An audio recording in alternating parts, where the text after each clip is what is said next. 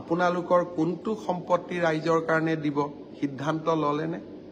Orchid পাৰ্কখন কেতিয়া ৰাইজক গতাই দিব তাৰ সিদ্ধান্ত ললে? আমি কৃষক মুক্তি সংগ্ৰাম সমিতিয়ে তৈয়াৰ কৰা কাজিৰঙা অৰ্কিড পাৰ্ক ৰাজহুৱা কৰি দিলোঁ 2015 চনত। অহা 15 আগষ্ট কাইলৈ CMৰ ওচৰত এই ডকুমেণ্টখিনি জমা দিম আৰু দৰকাৰ হ'লে CMৰ হাততে চাবিটো দি থৈ আহিম কাজিৰঙা অৰ্কিড পাৰ্কৰ। ৰাজহুৱা অনুষ্ঠান যেতিয়া আমাৰ চাবি দিবলৈতো কোনো আপত্তিয়ে নাই।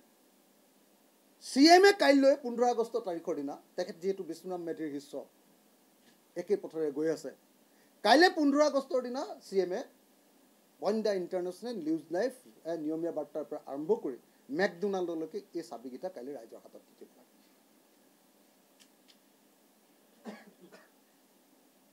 কাজিৰঙা অৰ্কিড পাৰ্কৰ চাবিটো কাইলৈ আমি আপোনাক দি দিম।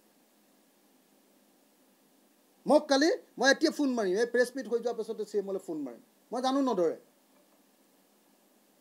জানে যে এইটো পগলা মুঞা উঠিছে, এইবাৰ পগলা মুঞা উঠিছে, খং উঠিছে বুলি জানে।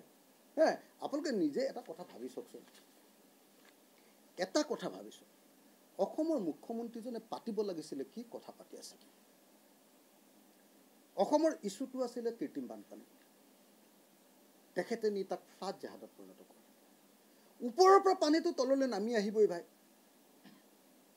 আহিবনে নাই কওক? আগতেও আহিছিলে, এতিয়াও আহিছে। এতিয়া যেনিবা খুব বেছি ক'ব পাৰে যে আগতে বেলেগ বেলেগ ফালেদি গৈছিলে, এতিয়া একেফালেদি গুচি আহে, খুব বেছি এইটো ক'ব পাৰে। কিন্তু পানীটো আহিছিলে, তললৈকে আহিবই, মেঘালয়ৰ পানী অসমলৈকে আহিব।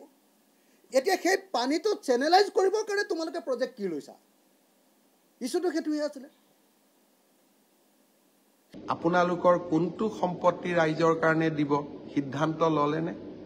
অৰ্কিড পাৰ্কখন কেতিয়া ৰাইজক গতাই দিব তাৰ সিদ্ধান্ত ললে? আমি কৃষক মুক্তি সংগ্ৰাম সমিতিয়ে তৈয়াৰ কৰা কাজিৰঙা অৰ্কিড পাৰ্ক ৰাজহুৱা কৰি দিলোঁ 2015 চনত।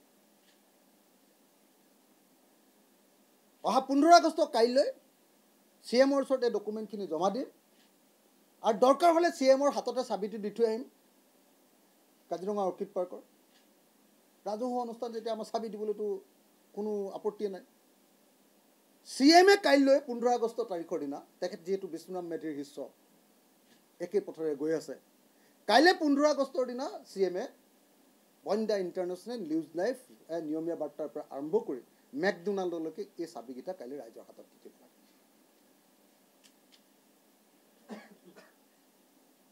কাজিৰঙা অৰ্কিড পাৰ্কৰ চাবিটো কাইলৈ আমি আপোনাক দি দিম। মোক কালি মই এতিয়া ফোন মাৰিম, এই প্ৰেছ মিট হৈ যোৱাৰ পিছতে CMলৈ ফোন মাৰিম। মই জানো নধৰে, জানে যে এইটো পগলা মুঞা উঠিছে, এইবাৰ পগলা মুঞা উঠিছে, খং উঠিছে বুলি জানে। আপোনালোকে নিজে এটা কথা ভাবি চাওকচোন, এটা কথা ভাবিছোঁ, অসমৰ মুখ্যমন্ত্ৰীজনে পাতিব লাগিছিলে কি কথা পাতি আছে। অসমৰ ইছ্যুটো আছিলে কৃত্ৰিম বানপানী, তেখেতে নি তাক ফ্লাড জাহাজত পৰিণত কৰে। ওপৰৰ পৰা পানীটো তললৈ নামি আহিবই ভাই, আহিবনে নাই কওক? আগতেও আহিছিলে, এতিয়াও আহিছে। এতিয়া যেনিবা খুব বেছি ক'ব পাৰে যে আগতে বেলেগ বেলেগ ফালেদি গৈছিলে, এতিয়া একেফালেদি গুচি আহে, খুব বেছি এইটো ক'ব পাৰে। কিন্তু পানীটো আহিছিলে, তললৈকে আহিবই, মেঘালয়ৰ পানী অসমলৈকে আহিব। এতিয়া সেই পানীটো চেনেলাইজ কৰিবৰ কাৰণে তোমালোকে প্ৰজেক্ট কি লৈছা? ইছ্যুটো সেইটোহে আছিলে।